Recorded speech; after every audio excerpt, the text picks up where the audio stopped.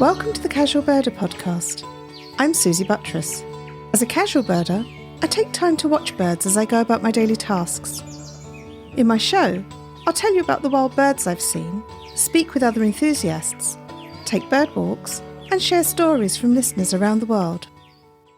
In episode 85, I speak with Jamie Wyver from the RSPB about the upcoming Big Garden Birdwatch. I've tried something different this time. I've put the video of my interview with Jamie onto my YouTube channel. So if you'd like to watch us instead, head over there. As always, the link is in the show notes. In case you missed it, last episode I started a series of weekly audio diaries about my lockdown birdwatching, sharing what birds I've seen and the behaviours I've observed, all from my home and the surrounding streets. Do take a listen. This episode is brought to you by my newsletter, Casual Birder Weekly. I share birdwatching tips, bird news that's caught my eye, and I let you know about any planned group birdwatch events. I also give you my recommendations for other podcasts, books or YouTube shows to check out. The newsletter is a great way for us all to stay in touch. Sign up now. The link is in the show notes. The Big Garden Birdwatch is an annual survey organised by the Royal Society for the Protection of Birds, the RSPB. Everyone is encouraged to take part, whatever your birdwatching experience level. This year, 2021, the survey will be taking place from the 29th to the 31st of January. I was delighted to speak with Jamie Wyver about this important survey. Regular listeners will remember Jamie from previous episodes, and he now co-presents a YouTube series for the RSPB called Notes on Nature TV. I asked him why we should take part in the survey.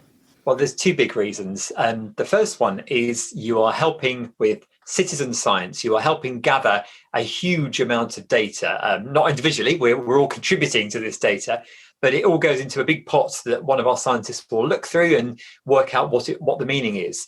Essentially, we've got 40 years worth of information that people have gathered just by sitting by the window, looking out into the garden for an hour and telling us what birds they've seen. And over those decades, we've been able to chart the rise and fall of various different garden bird species. So incredibly useful data because it helps us build up a really big picture. Now, the second big reason is it's good for us. Particularly at the moment when many of us are at home, we can't really go out very far. Some of us can't go out at all. And actually, even if you've got a balcony, just a window, if you haven't even got a garden, but you've got a view out of a window, and you can see a tree or a rooftop where you can see birds, that will provide a really lovely, pleasant hour of just sitting calmly and looking out of the window. And we are finding, as the RSPB, that people are engaging a lot more with this stuff right now because we really need it. We need that contact with nature. Absolutely. And you mentioned about even just looking out of the window. Now, in years past, I haven't always been at home when I've been able to do the Big Garden Birdwatch, but I have tried to take part and obviously just logged where it is that I am. But some years, there's only been like one or two things I've seen. If that happens, is that okay still to submit that kind of information?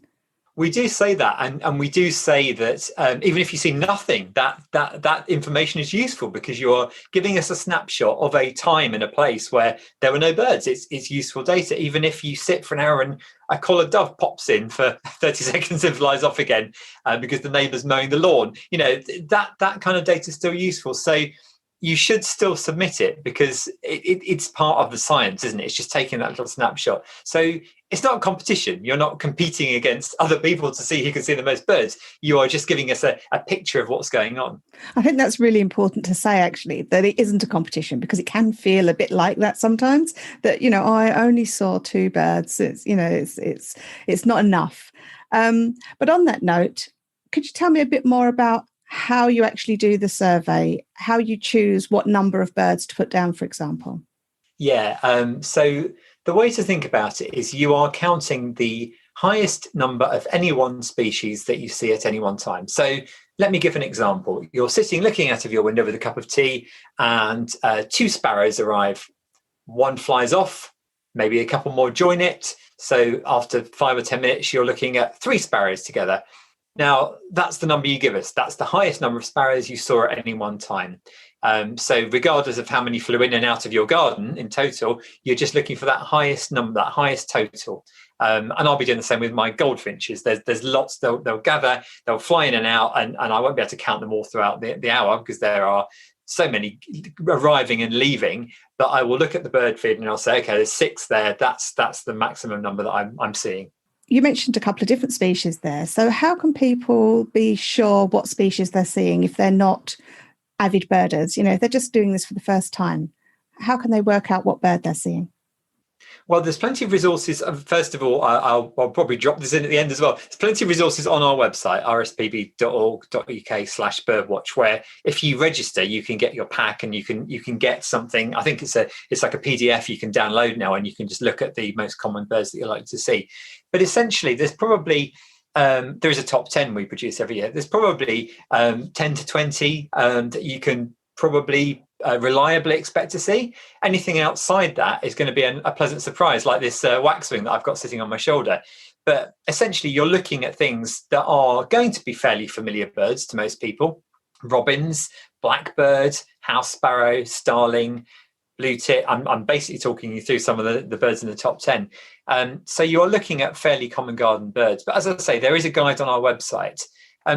One interesting thing about the top 10 and how it's changed over the years is that more and more smaller birds are coming into the garden. So look out for things like goldfinches, which have got this little red face and this flash of yellowy gold in the wings when they take off. Long-tailed tits, tiny black and white birds with long tails that look like little flying lollipops. So those are small birds that have moved into the Big Garden Birdwatch top 10 over recent years. And those are 2 that you should definitely be looking out for. So are there things we can put in the garden or ways we can sort of attract birds to come in, given that we've got about a week or so until the Big Garden Birdwatch? Oh, can you just remind me what the dates are of it? Yeah, of course. It's Friday the 29th to Sunday the 31st of January. Now, if you already have food out in your garden, if you're already a regular bird feeder, then you've got a pretty good start because birds know where to come. Birds do take a little while to recognise where is a good place to find food.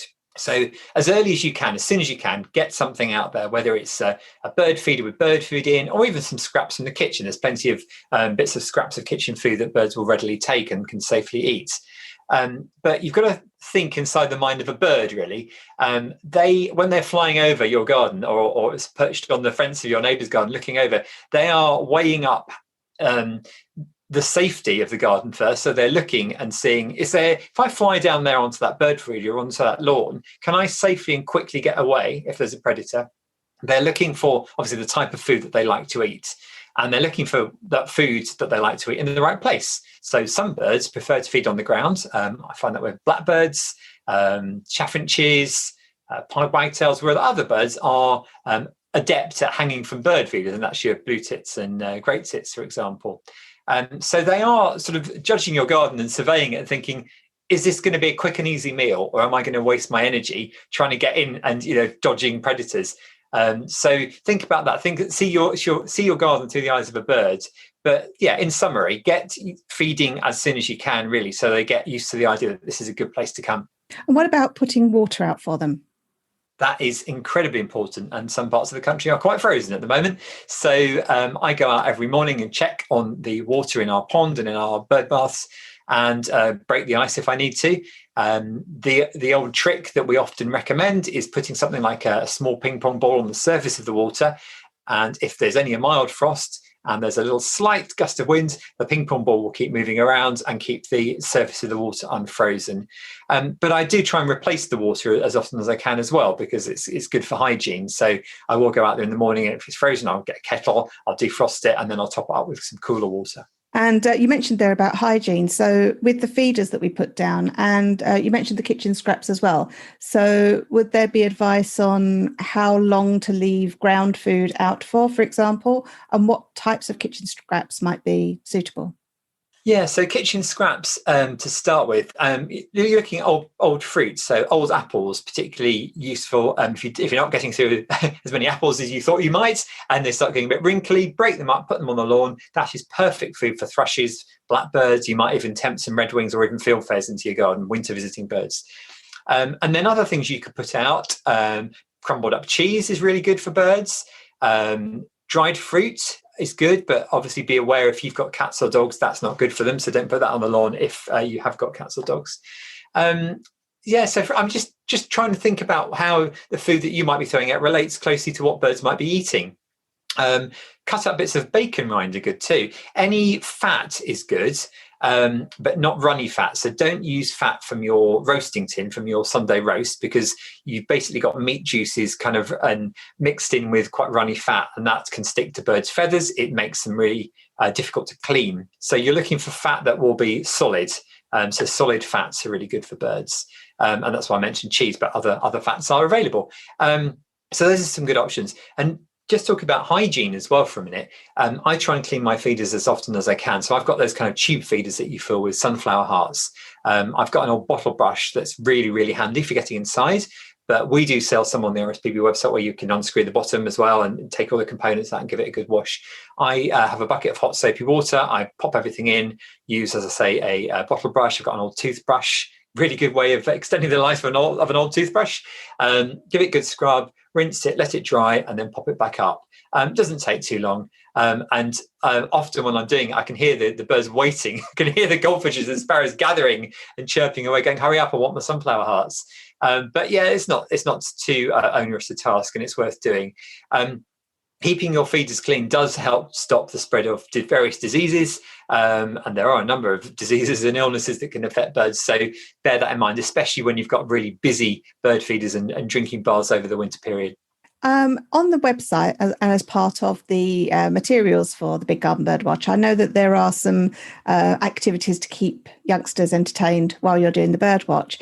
Is there anything in particular you can think of that keeps the youngsters engaged? Because it feels to me that if we can get them engaged at a young age, they're our bird watchers and our scientists of the future. That's what we want. That's the dream, isn't it? An hour is a really, really long time for a very small child. So you need a range of activities. I can't remember off the top of my head what's on our website, but some sort of colouring or drawing activities, often quite a good one. Could they make something? Could they get a couple of old toilet roll tubes, stick them together and make their own binoculars and decorate them with birds? So something kind of crafty, maybe something to do with cooking as well. So if you could, and I've done this with one of our nieces, bake some biscuits and you ice them. So you get a bird cutter, bake some biscuits and get icing, get decorating those biscuits while you're watching the birds. See if you can match them with the birds that you're seeing. So I think get them active, get them involved, but you can't really expect a tiny child to stand nose pressed up against the window for a whole hour. So yeah, you do need those other little things going on. You mean not all children are like me? That was exactly what I used to do. And me as well. One other thing you could do is, I've seen some people do this, and I've seen this in schools actually, you put paper over your windows and you just cut out little eye holes. Makes it a bit more fun for children. So you have one at their height where they can go up and peek through their little eye holes. So it's almost like you've got a hide set up. Exactly. Makes the birds feel a bit safer too. So yeah, there's all sorts of things you can do. I mean, the other thing I haven't mentioned, which I should mention too, is making bird feeders. So they could make a bird feeder that goes out after you've done the Big Garden Birdwatch. So that could be something that they are making in the meantime. And there are things like you can get a pine cone, stuff it with fat and seeds. You can stir together mixtures to make a bird cake that you stick inside an old container to hang up. There's all sorts of other things you could be doing. And if you look on our website, I think there's a section called Wild Challenge. There are loads of activities for children on there. That's fantastic. And I think the thing to remember is that while we get prepared for this 1 hour that we choose over the weekend, the ideal thing would be to then continue watching your birds afterwards. Forever. Of course. And not just from your house, but actually get out sometimes, although some of us are staying in a lot. Yeah. Is there a particular time during the weekend that we should pick to do the bird watching? You can do it at any time. But what we often say is first thing in the morning is pretty good. So the birds have woken up. They've woken up. Well, some people get very attached to robins, for example. Absolutely. So first thing in the morning is quite good as birds have awoken or finished roosting anyway, and they are hungry and they're looking for food. And you do find that if you put your food out first thing, the top of the feeders, that's when you do get a little flurry of activity. But having said that, fit it in around what you're doing. Don't stress about it. You can fit it in at any time of the weekend. I have got a question from one of my listeners, Kieran, who wanted to ask, now the survey is always on in January. Is there a particular reason for why it's on at that time of year? Yeah, there's a few reasons actually. So first one is easy to get birds into gardens in January because that's when there's very little food in the outside world, especially if there's a hard frost and there's snow and there's bad weather. They are going to be a bit more active and they're a bit more keen to come into your gardens and look for food. Second reason is that at that time of year, birds tend to be coming into their kind of breeding plumage. They are easier to identify. They're not mid-molt, looking a bit scruffy. You won't get any juvenile birds, so you won't have the confusion of, and people do get confused by things like young starlings. What kind of bird is that? So young birds do sometimes look a little bit different from the adults, so you don't get that confusion. Another one is that if you are doing a survey of bird numbers and you do it, say towards the end of summer, you are looking at an unusually high number of birds because you've just got all the nests, all the youngsters that have come out of the nests. If you do it at the end of winter, then you're looking at a sort of survival rate. So you're looking at a more realistic number of the number of birds that are going to be around. So that's a bit more reliable. Those are the main reasons that I can think of. But I think essentially it's easy to identify the birds and they are going to come to you a lot more readily. You won't be at that sort of awkward period towards the end of summer where you don't get any birds in your garden. Thanks so much for that, Jamie. Now, I would like to just ask you a couple of quick questions about your wildlife garden, because I know that just recently, over the last sort of year or so, you've been building up a wildlife garden in your own home. Could you tell us a bit about what you've put into your garden and what kind of plants, perhaps, because some of us might be thinking of doing that ourselves, what kind of plants could we be thinking about putting in to attract wildlife? So, yeah, I've tried a few different techniques. One thing that has been successful, and I knew it would be, is teasel. Now, teasel is a tall plant with a prickly sort of seed head, a bit like a thistle, that is very much enjoyed by goldfinches. And I've got several of these. Probably will have fewer next time around because they do take up a big bit of space. This is a large plant, but it's quite easy to grow. It's a biennial, so it won't shoot up in the first year. You gather your seeds, you plant them, and it will come up in the second year. And it will be very, very tall. It will have this prickly seed, this prickly sort of flower head with a lovely purple flowers around the outside, dies back, and you leave it up over winter. So I've got loads out in the garden at the moment. The goldfinches do prefer the sunflower heart feeder because that makes it much easier for them. But when that's occupied, they will perch on the teasel heads and they'll peck away at those little seeds. Teasels are fascinating plants to grow. And actually, I've noticed that some of the seeds, I don't know whether it's due to like goldfinch droppings going into the seed heads, but they've actually started growing in the seed head. So you've got those little seedlings up there. So it's a really, really interesting plant. Another thing that I'm trying out is we bought a sort of wildflower meadow, a ready-made one that we sort of rolled out as turf. I have nothing to report on that yet. At the moment, it's getting rather waterlogged, but I'm hoping that over spring we're going to start to see flowers coming up. I can see at the moment the only flowers I've seen in it are little bits of yellow rattle, which is that plant that they say you should have as part of a wildflower meadow because it keeps the grass in check.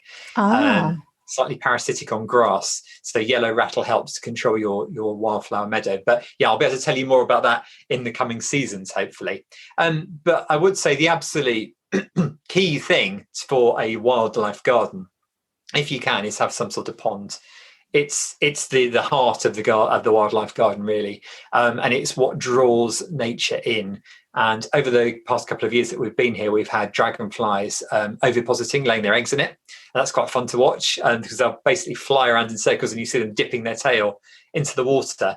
And you don't see the results straight away. But last summer, we did get dragonflies crawling out of the water, and we found the larval case. And we saw the recently emerged dragonflies drying out their wings, which is amazing. Wow. And this isn't a massive pond. This is quite shallow and quite small.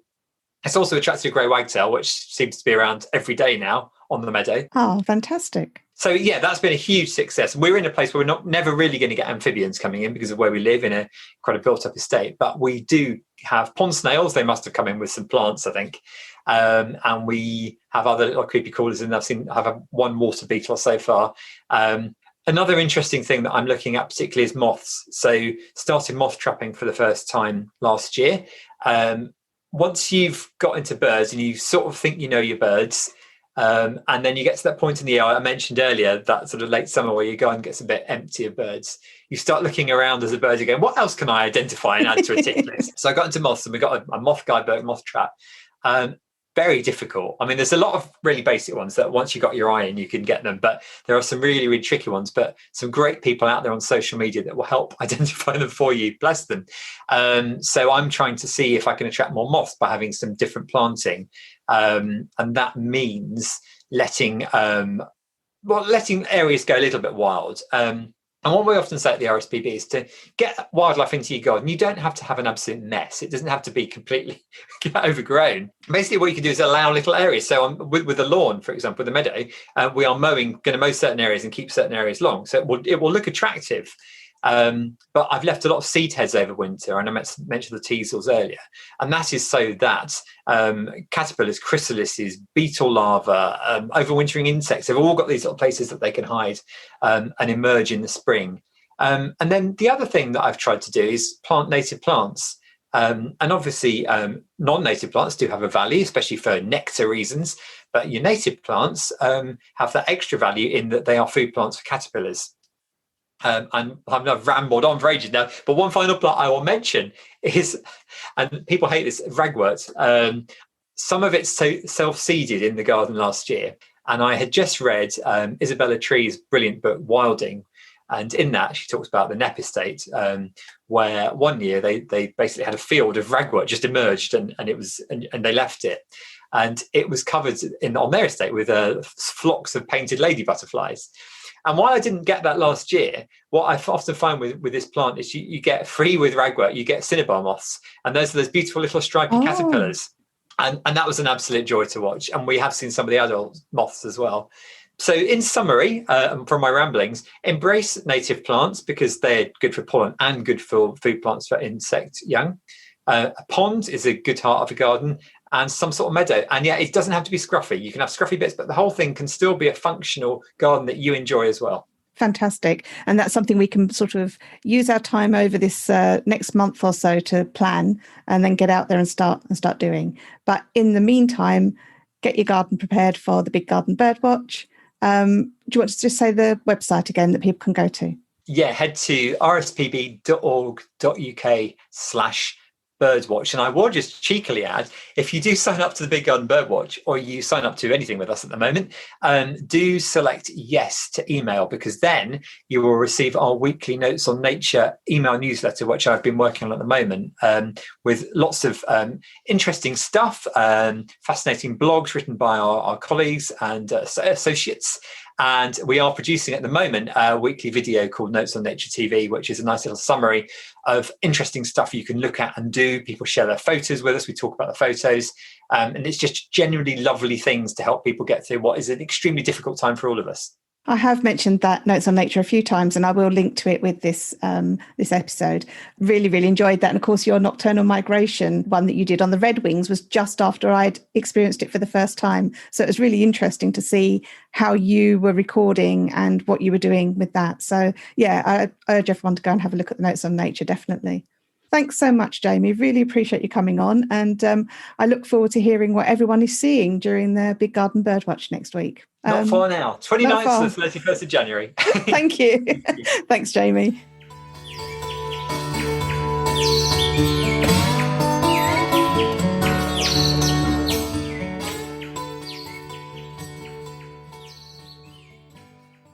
I hope you'll be taking part in the Big Garden Birdwatch.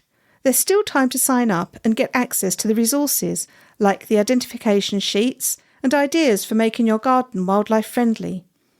Also, the RSPB has a specific Big Garden Birdwatch channel on YouTube that will be featuring live events and feeder cams over the weekend. You can watch wherever you are in the world. The link's in the show notes. I'd love to hear your stories about taking part in the Big Garden Birdwatch, whether there are any surprises amongst your garden visitors. And if you're not in the UK, why not join us anyway by watching birds in your garden or local park for 1 hour over the weekend of the 29th to the 31st of January, and send your sightings in to me at the Casual Birder podcast via my contact page at casualbirder.com. I'll share them in a future episode. Do let me know what birds you've seen recently. I do love to hear about them. You can leave me a voice message on SpeakPipe. The link is in the show notes. And if you enjoy the podcast and would like to help support the production of it, you can buy me a virtual coffee at ko-fi.com. That's ko-fi.com.